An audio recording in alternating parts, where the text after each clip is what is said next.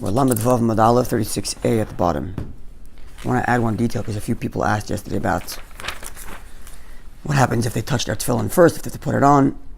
So the main discussion in the Gemara yesterday was about the hand versus the head tefillin. And in comparison, we brought up the talus and the tefillin. That the talus, our custom is at least, to put the talus on first, and therefore it should be organized, your bag should be organized in such a fashion that your talus touches you first. But you should note that there's an opinion which says that if your tefillin are in a bag, then you touch it first and you move it aside, it doesn't count as passing over the mitzvah because you didn't touch the actual mitzvah, you only touched the bag of the mitzvah. There is such an opinion.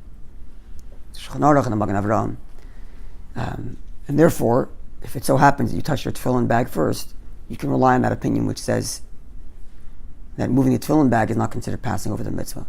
But in the first instance, your tefillin bag should be still organized, that you touch your talus first. Mm-hmm. So you should just know that. In other words, I brought it up as a comparison to the head and the hand tefillin, but just to clarify that, if you touch your tefillin bag, you don't have to put on your tefillin. But if you touch the actual tefillin, then everybody agrees you have to put on your tefillin first, because otherwise you're violating passing over the mitzvah. Over the film as well, or is that just being? Doesn't say, but I imagine that would include that. I think that would include that, yeah. Okay. So I just wanted to clarify that. Now we get to the times of when tefillin is. It's a rather lengthy discussion in the Gemara. And as we go through the discussion, the conclusion will seem at first one way, and then in terms of whether it's biblical or rabbinic, the Gemara is going to discuss two things: night, Shabbos, and Yom Tov. And although the two are discussed together, as we're going to see in Halacha, the fact that we don't wear tefillin on Shabbos and Yom Tov, and the fact that we don't wear tefillin at night are actually different, at least according to the way we rule. And then we'll see how the Rambam changes that a little bit. But the conclusion will slowly emerge as we go along, so it's a rather longer discussion, and when we get to the end, we'll be able to understand better what's going on.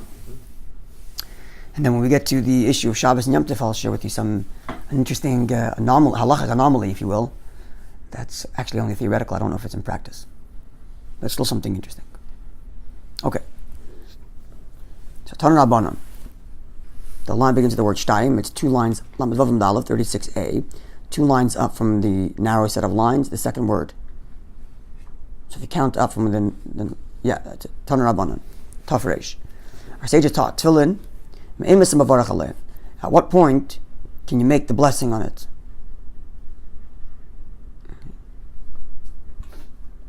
I should say.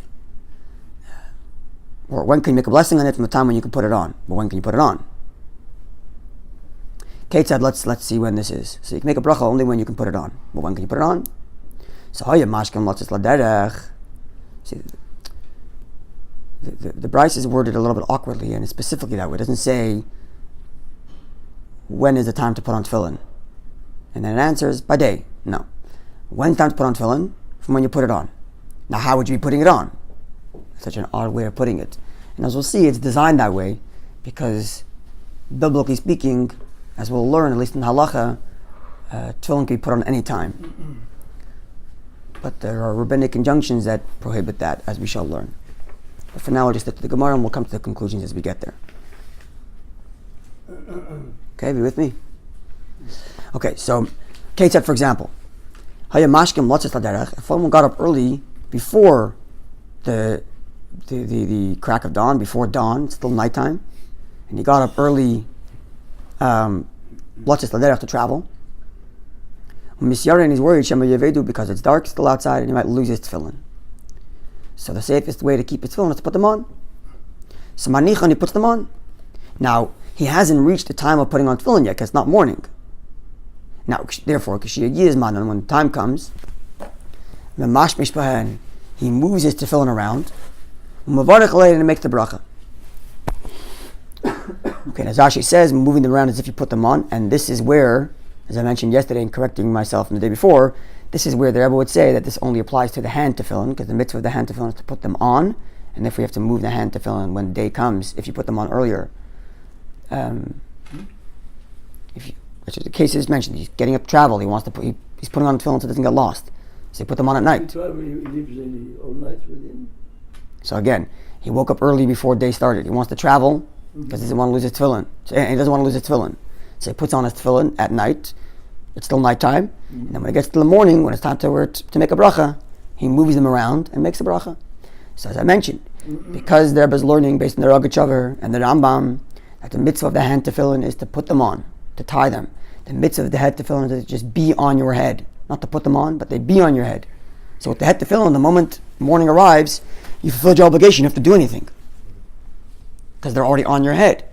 Whereas when it comes to the hand tefillin, the mitzvah is to put them on, and therefore if they're already on you, you haven't fulfilled your obligation when the morning comes. You have to do an action of putting them on.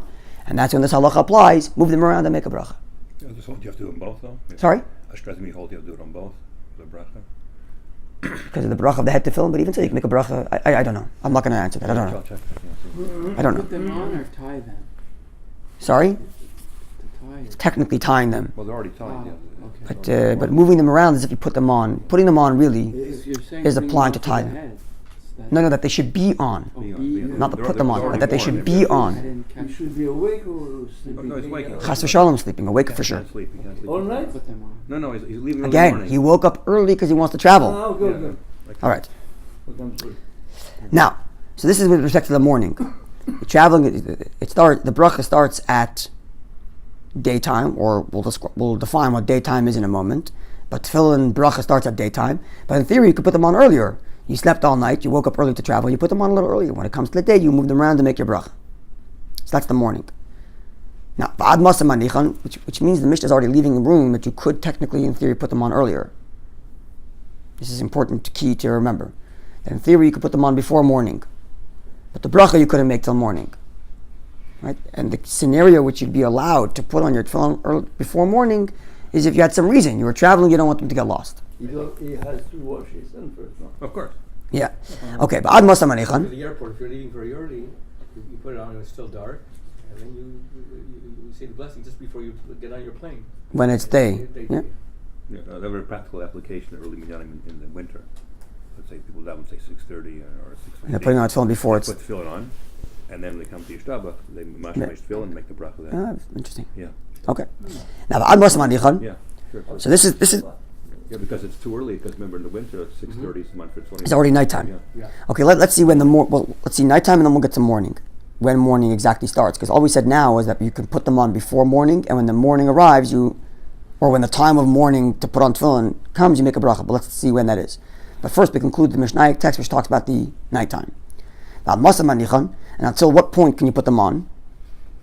See, the Mishnah doesn't ask when do you have to take them off. Which means, in theory, there could be scenarios where you keep them on at night, but you couldn't put them on at night. Following? Because the Gemara doesn't ask when you take them off. The Gemara asks, till what point can you put them on? These are important keys to remember in this cryptic Mishnah as we merge the halacha. And until what point can they be put on? Says the Mishnah, Chetishka Achama, until the sun goes down. Rabbi Yaakov puts it later and says until the point when people stop walking around in the market, which is sometime after sunset. It's still light outside after sunset, and people would still be out in the market, and then it goes a little bit later, which means when it's dark. That's when it's fully dark outside. That's presumably when people would stop hanging around in the market. The sages say even later, Adzman Shina. You could actually put on your tefillin until it's time to go to sleep, which is even later. People, after they come home from work, they'll sit at their dinner table and eat for a little while with little candles burning before electricity.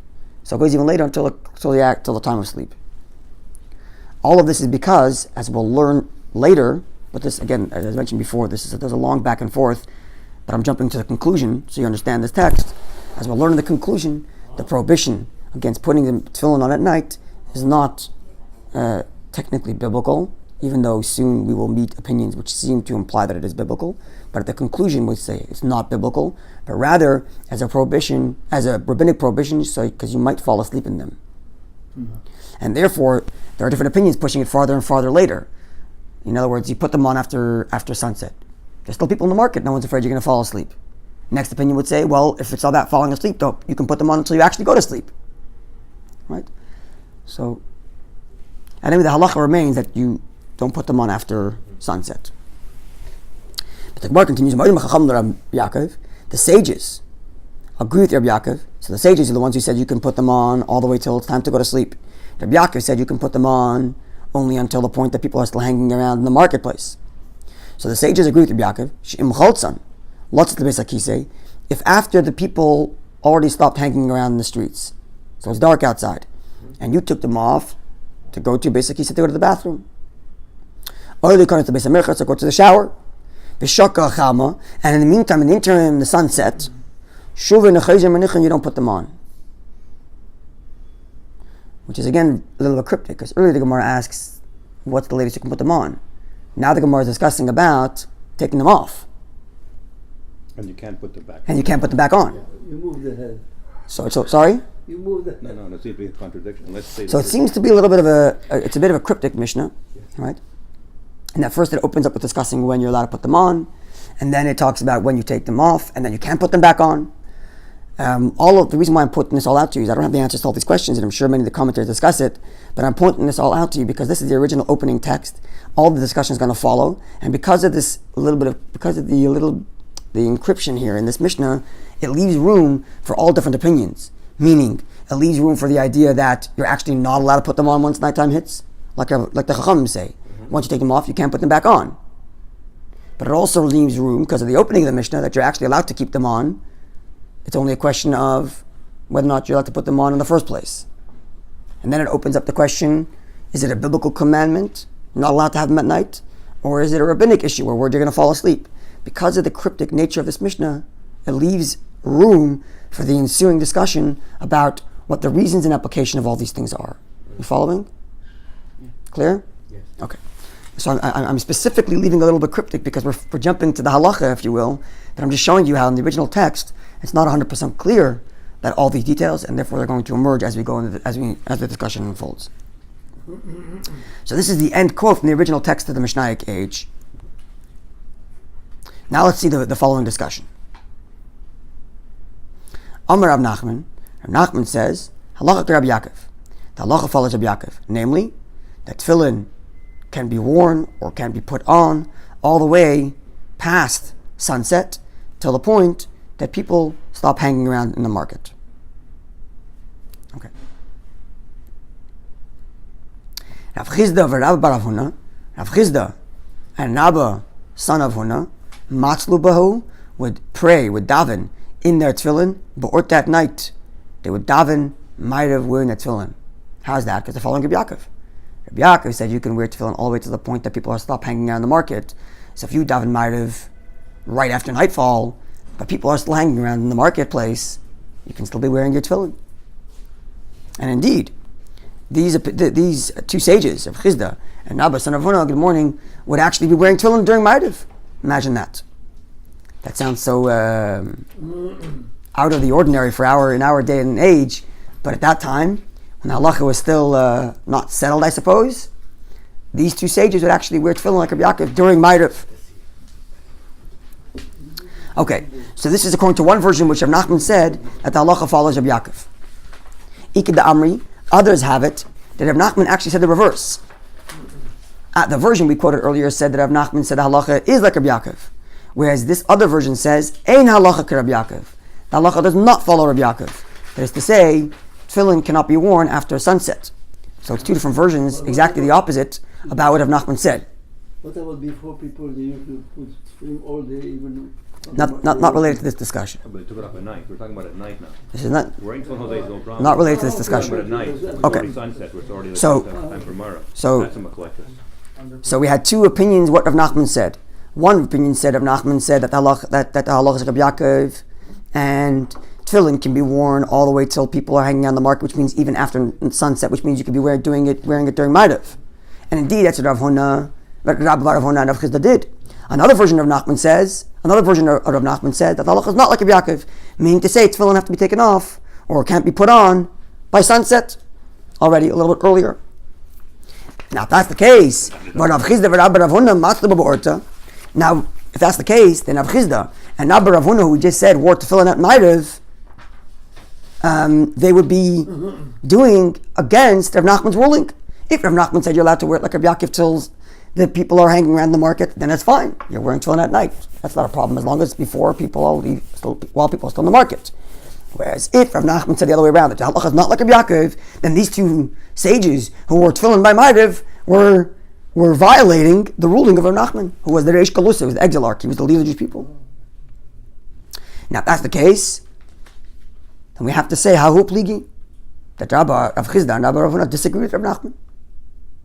Which means already early on, or another way of putting it, sometime after this Mishnaic text, the halacha was still not settled. Rav Nachman said it goes till people are still hanging around the market, or the other way, whereas clearly Rav Chisda and Rav Huna wore tefillin at night. So it's not 100% settled. And even the Gemara at the time of this discussion, the halacha is still not settled, even though later we'll see, as I mentioned, there's a lengthy discussion, but we will come to a halachic conclusion. Now the Gemara asks,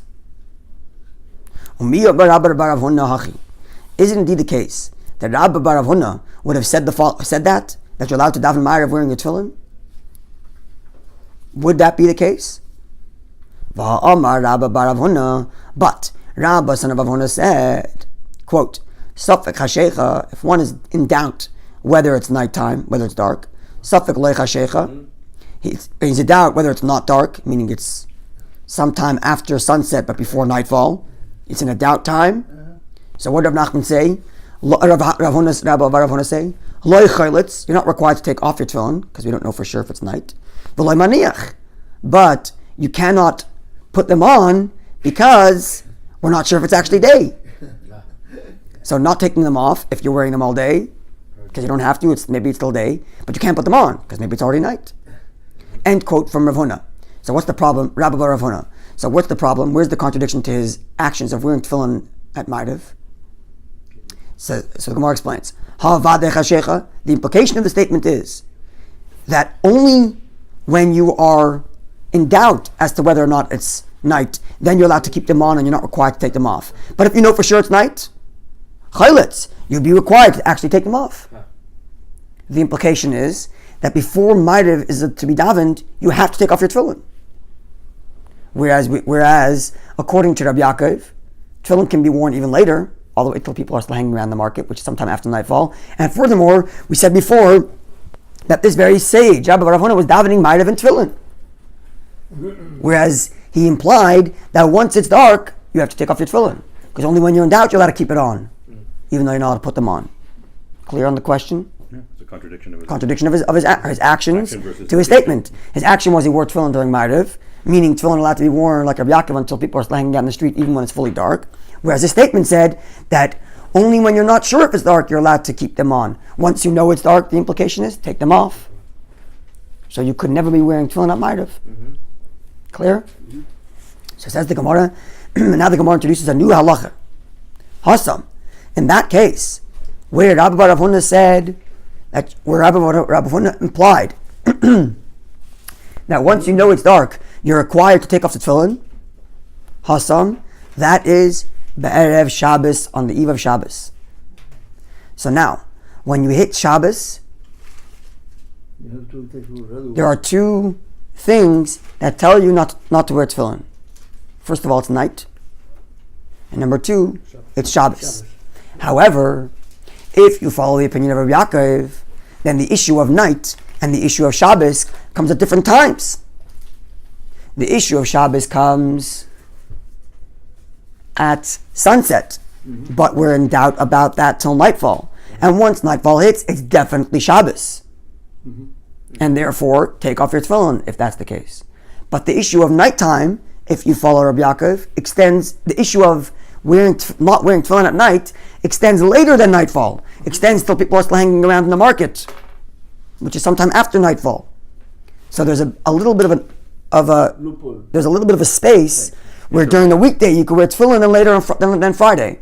Because Friday is not just the issue of nighttime that's stopping you from wearing your tefillin, there's the issue of Shabbos. And Shabbos comes in before the prohibition of nightfall tefillin. If you follow Rabbi Yaakov, where the nightfall tefillin is when people are still in the market. So if you follow our opinion, where the issue of nightfall for tefillin is at sunset, then it's the same thing for Shabbos and night. They both come at the same time. Sunset. Even though from sunset till nightfall is a doubt. but we go the earlier time to be more stringent. Sunset. But if you're like Rabbi Yaakov, who says that when it comes to tefillin, the issue of nightfall comes later, then you have some time where Erev Shabbos you take off your tefillin, but at the same time on Thursday night you can be wearing the tefillin. And thus, Rabbi Rav Huna wore his tefillin by Ma'ariv on Thursday night, but not on Friday night, because on Friday night there was the issue of Shabbos. And that's when he said, take off your tefillin when nightfall hits. Clear? Sorry? So Friday night he took it off before Shabbos. That's correct. Rav Huna. Yes. But it mentions that if you find tefillin during Shabbat, you're allowed to. Yeah, we're talking about We're that. going to talk about all of this. We're not done. Right. Okay. We're So I'm going to stop over here because there's the Gemara tomorrow. I mentioned I'm in advance. the beginning. No, it's jumping to the conclusion. Before, in other words, you have to remember that we're learning Gemara. We're learning the discussion that got to your conclusions. All the conclusions you know are only after people learned this, right? So to ask questions from the conclusion based on what we're learning here isn't fair, because this is the text that got to your conclusion, right? You have to remember that. You need to remember that. Okay. So just to conclude before we leave for tomorrow, I mentioned at the beginning of this class that there's going to be some discussion back and forth until we come to a halacha conclusion. I mentioned at the beginning. So things right now are still up in the air. So I just want to frame all of the things that are up in the air. So when it comes tomorrow, we know what we're talking about. Number one, there are two issues, each divided into two. Okay? And they're going to overlap, and we have to think about how these things all interplay. Issue number one is it a question of wearing tefillin or putting on tefillin? When it comes to whatever it is. Putting on versus wearing. What's the difference? If I'm already wearing my tefillin, do I have to take them off when it comes to that time? Or is the only issue putting them on? And therefore, if I'm still wearing them, leave them on. But I couldn't put them on to begin with. That's issue number one. Divide into two. Is it an issue of wearing or taking it off? When I put parameters on the times of tefillin, is that a parameter for when I'm allowed to wear them? Or is that a parameter for when I'm allowed to put them on? And we've already seen some overlap, right? Because we saw before that if you're traveling, first of all, we saw if you're traveling, you're allowed to put them on in the morning. Before a nighttime before a thing. So we're already giving a loophole that you're allowed to put them on even. But then we saw from the sages, then when it comes nightfall, you might be required to take them off. So we're seeing already a little bit of a... No, the Chacham said you can wear until sleeping, but you can't put them on though. You can't put them on. Oh, sorry, I'm sorry, reverse. Yeah. You can't put them on. So on the one hand, we said you could put them on before you travel in the morning, right. But then you can't put them on late at night. Right. Cannot put on. But if you can't put them on late at night. Yeah. But if that's one issue. The question of putting them on to begin with, or leaving them on. Yeah, we put them on early. Those are two issues. Yeah. Number one. Leave them on only if it's in doubt. Okay, so I'm not giving the conclusion yet. I'm just telling you. I just want to frame the issues so you know where they are when we come to tomorrow. So, right, I'm just pointing out that the issues that are coming up. I haven't got to the conclusion. God willing, when we get to the putting them on is a split of the. It's a split. Well, it's a split of number one. It's a split of the first issue. Is it a question of putting them on or leaving them on? And then the next question of before the time, after the time, Shabbos, at night, all that stuff. Well, all of those times that we say is not the time for tefillin, there's going to be this discussion, putting them on versus leaving them on. That's issue number one, which again, as I said, when we come to the end of the Gemara, we will have a conclusion for all of it. Just want to frame the issue. Number one. Number two is the difference between the prohibition of wearing tefillin at night versus the prohibition of wearing tefillin on Shabbos and Yom Tov.